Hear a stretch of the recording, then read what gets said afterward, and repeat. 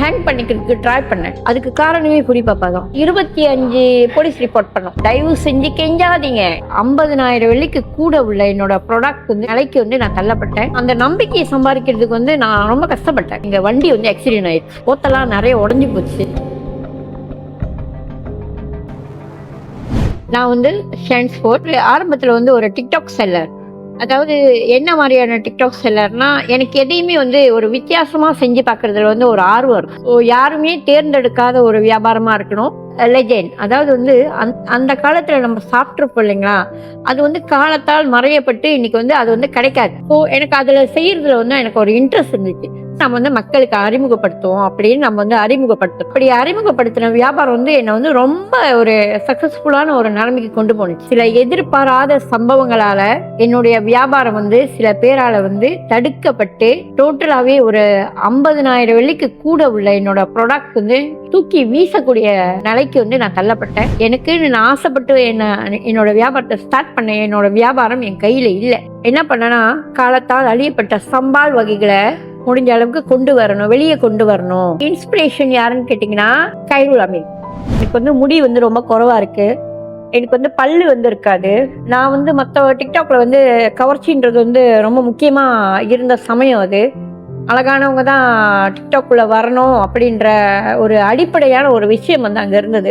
So நான் live பண்ணும்போது எனக்கு வந்து நிறைய ட்ரோல்ஸ், என்னைய வெடைச்சி பேசி, என்னை கேலி பண்ணி, என்னை பூடி பண்ணி நான் ஆழமான ஒரு டிப்ரெஷனுக்குள்ள போனேன். கிட்டத்தட்ட 25 போலீஸ் ரிப்போர்ட் பண்ணோம். ஏன்னா நான் ஹேங் பண்ணிக்கிறதுக்கு ட்ரை பண்ணேன். என்னை நம்பி ஒரு பையன் இருக்கான். இந்த ட்ரோலர்ஸோட இந்த பேச்சு, இந்த அவதூறான இந்த விஷயங்கள் என்னை வந்து ரொம்ப பெரிய ஒரு டிப்ரெஷனுக்குள்ள போயிட்டு நான் என்னோட செல்ஃப் வந்து ஹேங் பண்ணிக்கணும்னு நினைக்கும் போது என் பிள்ளை என்னை காப்பாத்தி என் காலை பிடிச்சு, அம்மா நான் உனக்காக நான் இருக்கேன், என்ன நீ பார்க்காம நீ விட்டுட்டு போயிட்டேன்னா யார் என்ன பார்ப்பாங்க, எனக்கு உன்னை விட்ட வேற யாரும் கிடையாது. அவனுக்காக வேண்டி நான் திருப்பி கீழே இறங்கினேன். நான் ஹேங் பண்ணிக்கல. 50,000 வெள்ளி தான் போயிடுச்சு. இட்ஸ் ஓகே, பரவாயில்ல, நம்ம புதுசா வேற ஏதாவது ஸ்டார்ட் பண்ணுவோம். அப்புறம் தான் எனக்கு வந்து நிறைய பேருக்கு ரொம்ப ஃபேமஸான செகு சாம் பத்தி நிறைய தெரியும்னு நினைக்கிறேன். செமினார்ல கலந்துக்கிட்டேன். ஸோ நம்மளுக்கு ஏதாவது இன்ஸ்பிரேஷனான ஏதாச்சும் ஐடியாஸ் கிடைக்கும் அப்படின்னு நம்ம போகும்போது இன்ஷூ லைஃப் சயின்ஸ் அப்படின்னு சொல்லி அவங்க வந்து அவங்களோட ப்ராடக்டை எனக்காக OEM கொடுக்கறதுக்கு வந்து ரெடியா இருந்தாங்க. ஸோ நான் ஆரம்பத்துல அந்த 3 ப்ராடக்டை மட்டும்தான் நம்பி நான் இறங்கினேன். சரி பரவாயில்ல, இது ஒரு நியூ கம்பேக். OEM கம்பெனி கொடுக்குற இந்த வாய்ப்பை வந்து நம்ம சரியா பயன்படுத்திக்கணும் அப்படி சொல்லி என்னுடைய சொந்த சேமிப்பு 1.5 லட்சம் வெள்ளி கிட்ட OEM கம்பெனி பொருளை வந்து நான் எடுத்தேன். எனக்கு நான் எங்க போறது, எப்படி மார்க்கெட்டிங் பண்றது, ஒரு நாளைக்கு ஒவ்வொரு கம்பமா தூக்கிட்டு போவேன். சாம்பிள்ஸ் கொடுப்பேன், உங்களுக்கு சாப்பிட்டு பாருங்க எப்படி இருக்குன்னு. ஆனா அதோட ரெஸ்பான்ஸ் வந்து ரொம்ப குறைவா இருந்தது. அவங்களோட அந்த நம்பிக்கையை சம்பாதிக்கிறதுக்கு வந்து நான் ரொம்ப கஷ்டப்பட்டேன். இது எப்படி போகும் அப்படின்ட்டு நம்மளுக்கு தெரியல. ஆண்டவங்கிட்ட பிரார்த்தனை சொல்லி பத்திகேஃப்க்கு வந்தோம். பத்திகேஃப்க்கு வரும்போது என் ஃபோனில் அப்படியே ட்ரோல் பண்ணிட்டேன். என் வீட்டுக்கார்ட்டையும் என் பையன்ட்டையும் சொன்னேன், நம்பி இவ்வளோ காசு போட்டுட்டேன், நான் 1.5 லட்சம் வெள்ளிக்கிட்ட போட்டுட்டேன். நான் ட்ரோல் பண்ணிக்கிட்டே இருக்கும்போது வெண்டர்ஸ் வேணும் அப்படின்னு போட்டிருந்தாங்க. எதுக்குன்னு கேட்டிங்கன்னா ஃபுடி பாப்பாக்கு வந்து வெண்டர்ஸ் வேணும் அப்படின்னு. ஈவென்ட் மேனேஜருக்கு நான் கால் பண்ணி கேட்கும் போது அவர் என்ன சொன்னார்னா, சரி பரவாயில்ல வாங்க, அந்த ஈவெண்ட்க்கு இன்னும் 2 நாள் தான் இருக்கு, என்னால் பேனர் அடிக்க முடியாது, எதுவுமே செய்ய முடியாது. மேக்சிமம் வந்து எவ்வளோ என்னால் ப்ரிப்பேர் பண்ணி எடுத்துகிட்டு வர முடியுமோ நான் வந்து லோட்டஸ் கிளாங்க் வந்து என்னோட சம்பாலை எடுத்துகிட்டு வந்தேன். இந்த சம்பாலை மக்கள் எப்படி எடுத்துக்க போகிறாங்கன்னு நினச்சிக்கிட்டு இருக்கும்போது கிளாங் மக்களோட சப்போர்ட் அவ்வளோ அபாரிதமாக இருந்தது. இந்த 4 பூத்தில் சட்டர்டேவே என்னோட ஸ்டாக் எல்லாத்தையுமே கிளியர் பண்ணாங்க. சண்டே எனக்கு மிஞ்சி ஒரு 50 போத்தை கிட்ட தான் பேலன்ஸ் இருந்திருக்கும். நான் அன்னைக்கு கொண்டு வந்தது வெறும் 350 போத்தை மட்டும்தான் எடுத்துகிட்டு வந்தேன். அந்த டே, அந்த சண்டே முடியறதுக்குள்ள கிளியர் ஸ்டாக் நான் ஏர்ன் பண்ணேன். நான் பார்த்தேன். இந்த சமயத்தில் நான் என்ன சொல்லிக்கிறேன்னா, புடி பாப்பாக்கு ரொம்ப நன்றி. நாங்கள் க்ரோ பண்ணோம், கொஞ்சம் கொஞ்சமாக நாங்கள் க்ரோ பண்ணோம். அடுத்த செகண்ட் என்னை தூக்கி விட்டது எதுன்னு கேட்டிங்கன்னா ரவாங்கூர். அவ்வளோ கூட்டம், அவ்வளோ சப்போர்ட், ரிப்பீட் கஸ்டமர்ஸ் அவ்வளோ பேர் இருக்காங்க. ஒரு மலேசியா ஃபுல்லாகவுமே நாங்கள் தெரியிறோம் அப்படின்னா, சம்பால் திக கவான் அப்படின்னு நாங்கள் தெரியிறோம்னா அதுக்கு காரணமே புடி பாப்பா தான். இவ்வளோ நெகட்டிவ் விஷயங்கள் நடக்குது, நீங்கள் ஏன் அவங்களையும் நம்பி போயிட்டு இருக்கீங்க? தப்பாக பேசாதீங்க. ஒரு விஷயம், என்னை தூக்கி விட்ட இடம் அதுதான். தரையை தூக்கி நிப்பாட்டின தரையை மறந்தீங்கன்னா வாழ்க்கையில வேற எதுலையுமே நீங்க ஜெயிக்கணும். நீங்க எவ்வளவு தூரத்துக்கு போனாலும் சரி, எந்த இடம் உங்களுக்கு சோறு போட்டுச்சோ அந்த இடத்துல தப்பா பேசக்கூடாது. இன்னைக்குமே நான் சொல்லுவேன், என்ன தூக்கி விட்டது புடி பாப்பா. சம்பால் தானே அப்படின்னு நினைக்காதீங்க.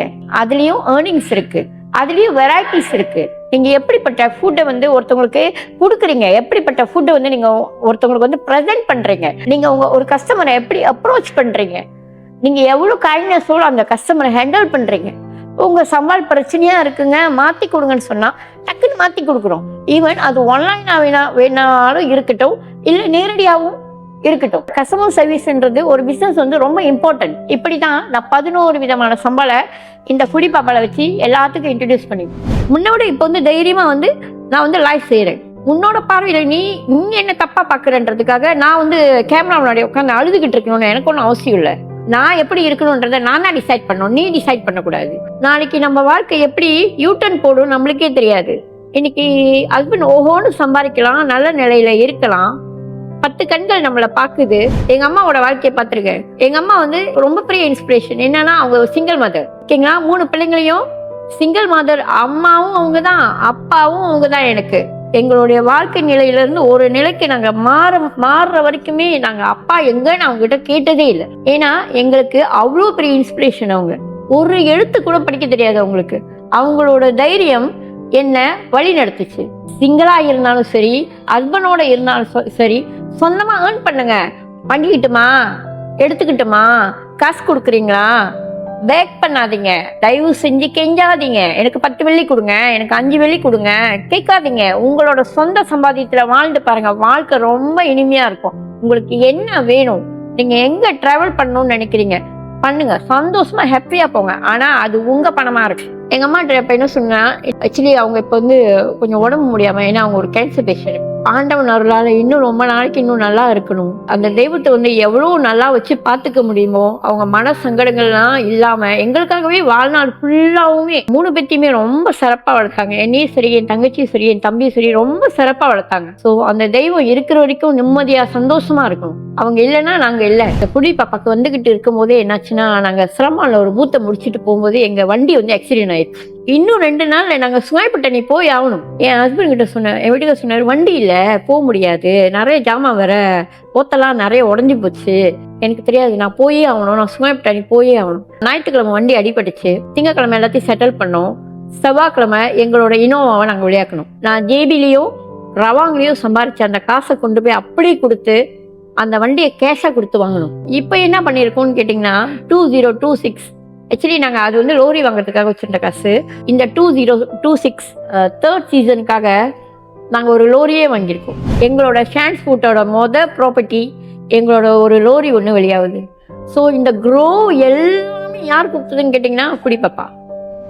மனம் இருந்தால் மார்க்கம் உண்டு, சரிங்களா, வழி இருக்கு. காரணம் சொல்றவங்க 1008 லாஸ் ஆயிடுச்சு, அதாயிடுச்சு, நீ எந்த அளவுக்கு முயற்சி பண்ற, அப்ப நீ இதுக்கு முன்னாடி சம்பாரிச்சியே அதெல்லாம் என்ன பண்ண, இதுக்கு முன்னாடி புடி பாப்பா அப்படி 4th சீசன் சில இடங்கள் அப்படி பிச்சுக்கிட்டு போச்சே, அப்பெல்லாம் நல்லா ஏர்ன் பண்ணீங்களே, அதெல்லாம் எங்க நினைச்சுக்காதீங்க. நான் புடி பாப்பா ரொம்ப அப்படி தூக்கி வச்சுட்டு பேசுறேன் அப்படின்னு. இது எங்களுடைய வளர்ச்சி. நாங்க பாக்குறோம் ஒரு ஸ்டெப்பா நாங்க ஏற ஏற ஏற ஏற எங்களுக்கு பின்னால அத்தனை ஸ்டெப் நடந்தாலுமே நான் போய்கிட்டே இருக்கேன். என் பையனுக்காக நான் மூவ் பண்ணி போய்கிட்டே இருக்கேன். ஆளுங்க கிட்ட பேசுறதுக்கே பயந்த பையன் இன்னைக்கு அவ்வளோ தைரியமா விட்டுட்டு போனாலும் என்னால வந்து ஒரு 500 ஜாஸ் வந்து சர்வசாதாரணமா வித்துற முடியுமா, நான் வரட்டாமா அப்படின்வான். இல்லையா, உனக்கு அறிமுகப்படுத்திருந்த நானே, ஸோ நான் பார்த்துக்கிறேன், நீ உன்னோட படிப்பை மட்டும் கவனி. சில பேர் பார்த்தா என்னோட அக்கௌண்ட் பார்த்தா கேட்பாங்க, உங்ககிட்ட என்ன இருக்கு, அக்கௌண்ட் வந்து 43,000 பீப்புள் வந்து உங்களை ஃபாலோ பண்றாங்க, என்கிட்ட ஏதோ ஒரு விஷயம் இருக்குங்க, அதனால தான் அவங்க என்ன ஃபாலோ பண்றாங்க, ஏதோ ஒரு விஷயம் அவங்களுக்கு பிடிச்சிருக்கு என்கிட்ட, அதனால தான் என்ன ஃபாலோ பண்றாங்க, அதுக்கு என்னத்துங்க உங்களுக்கு ஜெலஸ். ஸோ இதுதான், அதாவது லாசஸ் சொல்லுவாங்க. என்னைக்குமே ஒரு தோல்வி வந்து ஒரு வெற்றியை வந்து கட்டுப்படுத்தாது, ஆனா பல தோல்விகள் ஒரு வெற்றியை வந்து நிர்ணயிக்கும். எனக்கு வித்தியாசமா குக்கிங் பண்ணி பாக்குறதுனா ரொம்ப பிடிச்சமான ஒரு விஷயம். ஸோ அப்படி ஸ்டார்ட் பண்ணி கொண்டு வர்றது தான் எங்களோட சம்பால்ஸ். நிறைய பேர் சொல்றாங்க உங்களோட சம்பால்ஸ் வந்து ரொம்ப வித்தியாசமா இருக்குங்க, அதோட டேஸ்ட் ஆகட்டும் எதுவும் ஆகட்டும் அப்படின்னு நிறைய கஸ்டமர்ஸ் வந்து கிரியேட் ஆகுறாங்க. ஸோ நம்மளால எது முடியுமோ அதை கண்டிப்பா செய்யுங்க. உங்ககிட்ட என்ன இருக்கு அப்படின்றத ஆராய்ச்சி பண்ணுங்க. எனக்கு பிடிச்சமான ஒரு விஷயம் குக்கிங்.